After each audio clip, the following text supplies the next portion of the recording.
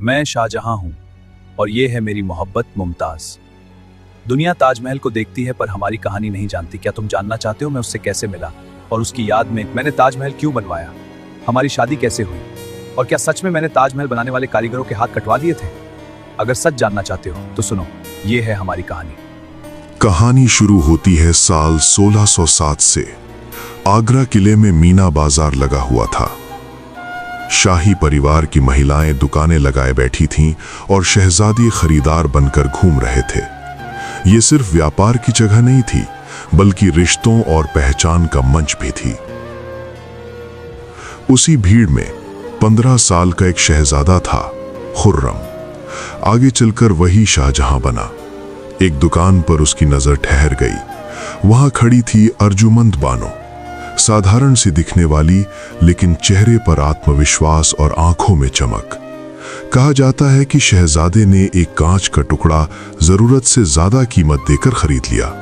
लोगों ने इसे शाही शौक समझा, लेकिन शायद उसी दिन एक कहानी की शुरुआत हो चुकी थी।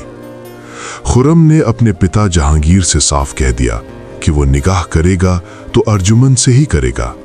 लेकिन शाही दरबार में हर रिश्ता राजनीति से जुड़ा होता था।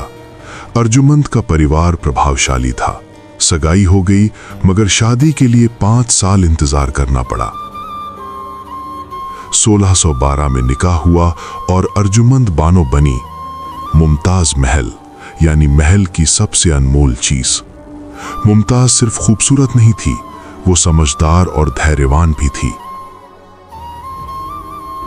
वो शाहजहां के साथ यात्राओं पर जाती, जंग के अभियानों में साथ रहती और कई फैसलों में उसकी राय अहम होती। 1628 में जब खुर्रम शाहजहां बनकर तख्त पर बैठा, तब शाही सल्तनत समृद्ध थी, खजाना भरा हुआ था, साम्राज्य मजबूत था। लेकिन 1631 में एक ऐसी घटना हुई जिसने इतिहास बदल दिया। दक्कन के अभियान के दौरान मुमताज गर्भवती थी। ये उसका 14वां बच्चा था। सभी ने उसे आराम करने की सलाह दी, मगर उसने अपने पति का साथ नहीं छोड़ा। बुरहानपुर के शाही शिविर में लंबी प्रसव पीड़ा के बाद बच्चा तो जन्मा, लेकिन मुमताज की हालत बिगड़ती गई। हकीमों की कोशिशें नाकाम रहीं और सुबह होने से पहले वो इस दुनिया से चली गई। जब ये खबर फैली तो पहली बार लोगों ने बादशाह को टूटते देखा। दरबार सूना हो गया, संगीत बंद कर दिया गया, उत्सव रोक दिए गए। कहा जाता है कि शाहजहां कई दिनों तक किसी से नहीं मिला, लेकिन फिर उसने एक फैसला लिया। वो मुमताज की याद में ऐसा मकबरा बनवाएगा जो समय की कसौटी पर हमेशा खरा उतरे। मुमताज को पहले अस्थायी रूप से दफनाया गया, फिर उसके पार्थिव शरीर को आगरा लाया गया। यमुना नदी के किनारे एक स्थान चुना गया। समस्या ये थी कि जमीन नरम थी। इतनी भारी इमारत वहां टिकाना आसान नहीं था। तब इंजीनियरों ने जमीन में गहरे कुएं खोदे, उन्हें पत्थर और मजबूत सामग्री से भरा गया। उनके ऊपर विशाल चबूतरा तैयार किया गया। ये नींव इतनी मजबूत बनाई गई कि सदियां बीत जाएं पर इमारत खड़ी रहे। इसके बाद निर्माण का असली दौर शुरू हुआ। राजस्थान के मकराना से सफेद संगमरमर मंगाया गया। हाथियों और बैलगाड़ियों के जरिए भारी पत्थर आगरा लाए गए।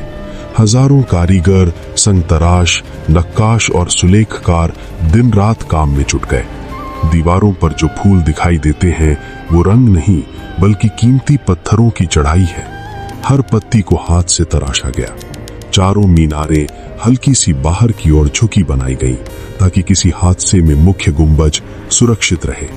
मुख्य दरवाजे पर लिखावट इस तरह बनाई गई कि नीचे से देखने पर सभी अक्षर एक समान दिखे। धीरे धीरे सफेद गुंबज आसमान को छूने लगा। जब पहली बार सूरज की रोशनी उस पर पड़ी तो ऐसा लगा जैसे रोशनी खुद जमीन पर उतर आई हो। वर्षों की मेहनत के बाद ताजमहल अपने पूरे वैभव के साथ खड़ा हो गया। बागीचे, मस्जिद और मेहमान खाना भी तैयार हुए। ये सिर्फ एक मकबरा नहीं, बल्कि कला, इंजीनियरिंग और धैर्य का अद्भुत मेल था। लेकिन कहानी यहीं खत्म नहीं होती। समय बदल रहा था। शाहजहां बूढ़ा हो रहा था और उसके बेटों के बीच सत्ता की खींचतान शुरू हो चुकी थी।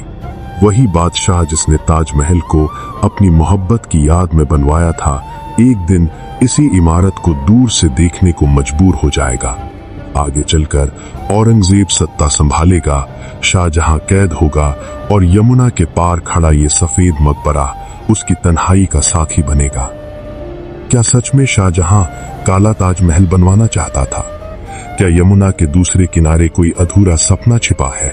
और ताजमहल के नीचे बने कमरों का रहस्य क्या है? इन सभी सवालों के जवाब कहानी के अगले हिस्से में छिपे हैं। असली मोड़ अभी बाकी है और वही मोड़ इस कहानी को और भी गहरा बना देगा।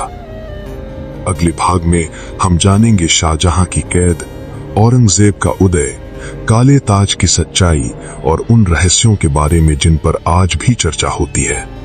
अगर आप इस कहानी का अगला हिस्सा मिस नहीं करना चाहते तो अभी चैनल को सब्सक्राइब कीजिए और बेल आइकन जरूर दबाइए, क्योंकि पार्ट 2 में इतिहास का वो चेहरा सामने आएगा जिसे बहुत कम लोग जानते हैं।